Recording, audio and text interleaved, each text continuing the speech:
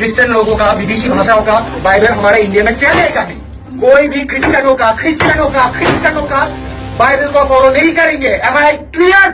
जय श्री राम। एक चीज बोलने के लिए मैं ये वीडियो बना रहा हूँ। थक चुका हूँ, अकेले अकेले भागते भागते थक चुका हूँ। मुझे एक रहने का जगह चाहिए। ये तो लेटेस्ट न्यूज है। लेकिन सिक्योर्ड, अगर कोई संगठन मुझे आश्रय दे सकता है तो मैं अपना जिंदगी बचा पाऊँ। पूरा दुनिया अपने महबूब को बाहों में लेके सो रहा है, तब मैं साला ये जंगल में घूम रहा हूँ।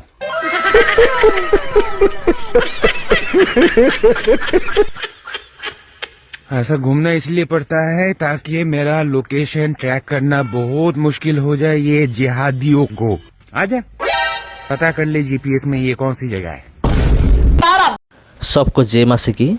मेरे प्यारे भाई और बहनों, ये जो शख्स को आप देख रहे हैं ना, इनको तो आप ज़रूर जानते होंगे, क्योंकि ये जो न्यूज़ है ये बहुत मात्रा में वायरल हुआ था, तेज़ी से वायरल हुआ था। ये जो न्यूज़, एक व्यक्ति अपने आप को सनातनी बता रहा था, हिंदू बता रहा था, राम का नाम ले रहा था और एक चर्च के अंदर घुसकर बदतमीजी कर रहा था। और ये सोच रहा था कि अगर मैं ये सब करूं तो मैं बच जाऊंगा, क्योंकि इनका जो वीसा और पासपोर्ट है, वीसा इसका एक्सपायर हो गया था ऑलरेडी। और ये सोच रहा था कि अगर मैं हिंदू धर्म का नाम लूँगा, सनातन धर्म या फिर राम का कोई भी नाम अगर मैं लूँ तो मैं बच जाऊँगा, क्योंकि ये बीजेपी सरकार है और ये मुझे कुछ भी नहीं करेंगे। लेकिन ये सबसे बड़ी गलतफहमी था। बाइबल में लिखा गया है, जीवित परमेश्वर के हाथों में पड़ना भयानक बात है। अंत में ऐसा ही हुआ। और हम देख सकते हैं ये जो शख्स है ये चर्च के अंदर घुसकर क्रिश्चियनिटी के खिलाफ, माता मरियम के खिलाफ, प्रभु यीशु मसीह के खिलाफ ये बात कर रहा था। लेकिन इनको ये नहीं पता था कि मैं जीवित परमेश्वर की एग्नेस्ट में बात कर रहा हूँ। तो उसके बाद क्या हुआ, ये आदमी बीमार पड़ गया और ये कहने लगा मुझे बचा लो, अगर कोई संगठन है मुझे बचा लो। ये एक पनिशमेंट है परमेश्वर की तरफ से, क्योंकि परमेश्वर प्यार भी करता है, परमेश्वर न्याय भी करता है। क्रिश्चियन लोगों का, विदेशी भाषाओं का बाइबल हमारे इंडिया में चलेगा नहीं। कोई भी क्रिश्चियनों का बाइबल को फॉलो नहीं करेंगे। Am I clear? जय श्री राम। एक चीज बोलने के लिए मैं ये वीडियो बना रहा हूँ। थक चुका हूँ, अकेले अकेले भागते भागते थक चुका हूँ। मुझे एक रहने का जगह चाहिए। ये तो लेटेस्ट न्यूज है। लेकिन सिक्योर्ड, अगर कोई संगठन मुझे आश्रय दे सकता है तो मैं अपना जिंदगी बचा। उसके बाद हम देख सकते हैं ये जो आदमी है ये जंगल में रहने लगा मजबूर होकर, क्योंकि सरकार को पता चल गया था ये कोई बहरूपिया हमारा देश के अंदर घुस चुका है। तो सरकार ये जो शख्स को ढूंढ रहा था। तो उसके बाद क्या हुआ, सरकार से बचने के लिए, भारत का जो आइन है, कानून से बचने के लिए ये जंगल का सहारा लिया और चैलेंज भी कर रहा था, अगर तुम्हें दम है तो मुझे पकड़ के दिखाओ। जी हाँ, अगर दम है तो मुझे पकड़ कर दिखाओ, ये आदमी इससे बोल रहा था। पूरा दुनिया अपने महबूब को बाहों में लेके सो रहा है, तब मैं साला ये जंगल में घूम रहा हूँ।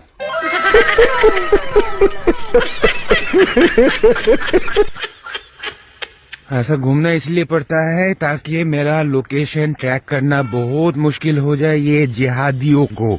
आजा पता कर ले जीपीएस में ये कौन सी जगह है। और उसके बाद हम देख रहे हैं कि ये आदमी को पुलिस ने अरेस्ट कर लिया, पुलिस पकड़ लिया, क्योंकि ये आदमी को ये भी नहीं पता था कि कानून का जो हाथ कितना लंबा है और कोई भी मुजरिम नहीं बच सकता। तो ऐसा ही हुआ, ये जो आदमी है इसको अरेस्ट किया गया। तो अब क्या होने वाला है आपको अच्छी तरह से मालूम है।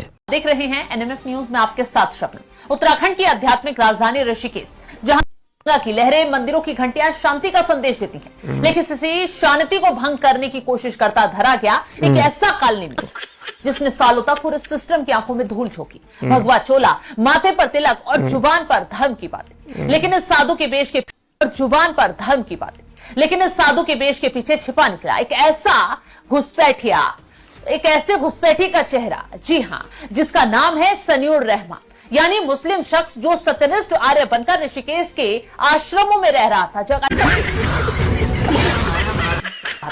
पुलिस ने जब इसे दबोचा तो इसके पास जो मिला उसने सुरक्षा एजेंसियों की नींद उड़ा कर रखी। दरअसल कहानी शुरू होती है ऋषि के लक्ष्मण झूला क्षेत्र से। यहाँ पुलिस और खुफिया इकाई ऑपरेशन प्रहार के तहत सघन चेक इन अभियान चला रही थी। पुलिस को उसके हाव भाव पर कुछ शक हुआ। जब उससे पूछताछ की गई तो उसने बड़े आत्मविश्वास से खुद को सत्यनिष्ठ आर्य बताया। लेकिन कहते हैं ना कि झूठ के पांव नहीं होते। जैसे ही पुलिस ने उसके मूल निवास और पहचान के बारे में कड़े सवाल जवाब किए, कागजात दिखाने के लिए बोला, तो इस कथित साधु के माथे पर पसीना आ गया।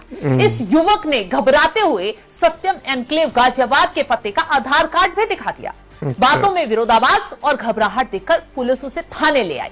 जब सख्ती से पूछताछ हुई तो जो सच बाहर निकल कर आया उसने पुलिस के भी होश उड़ाकर रख दिए। खुलासा हुआ है कि साधु के भेष में ऋषिकेश से पकड़ा गया शातिर कोई भारतीय साधु नहीं, बल्कि बांग्लादेश के फरीदपुर जिले का रहने वाला सनीउर रहमान था। अब सुनिए इस घुसपैठिए की सबसे खतरनाक चाल। सनीउर रहमान साल 2016 में नेपाल के रास्ते अवैध तरीके से भारत में दाखिल हुआ था। यानी करीब 8 साल से यह शख्स बिना किसी वैध वीजा या पासपोर्ट के भारत में खुलेआम घूम रहा था। जब इस घुसपैठिया पर पुलिस ने सख्ती बढ़ाई, हंटर चला, तो आगे और जो खुलासे हुए। कोई भी क्रिश्चियनों का बाइबल को फॉलो नहीं करेंगे। Am I clear? वाकई में जमीन हिला देने वाले थे। आगे जांच में खुलासा हुआ सनीउर रहमान गाजियाबाद के पते पर सत्यनिष्ठ आर्य के नाम से फर्जी आधार कार्ड बनवा कर रह रहा था। यह ऋषिकेश तक सीमित नहीं था, पश्चिम बंगाल, दिल्ली, गाजियाबाद जैसे बड़े शहरों में भी रह चुका है।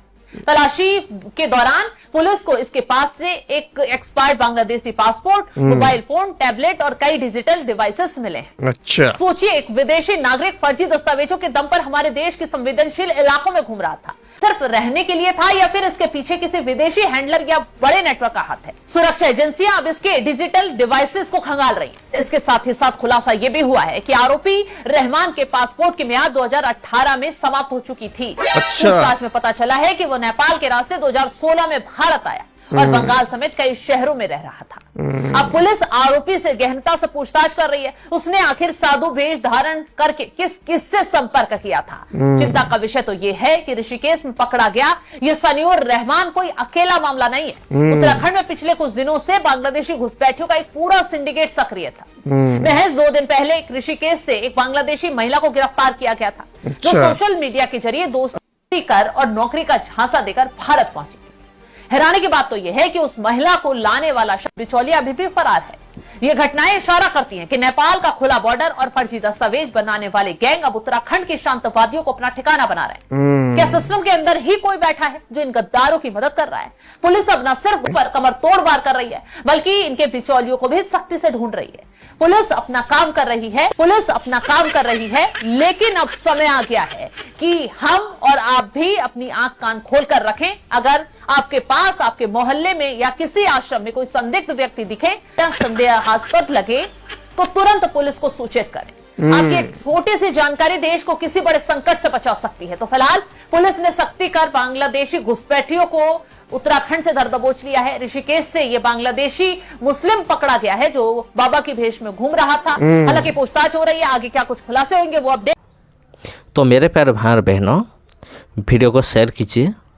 अगर चैनल में पहली बार आए तो चैनल को सब्सक्राइब करके रखिए। सबको जय मां की। फिर मिलते हैं अगले वीडियो में।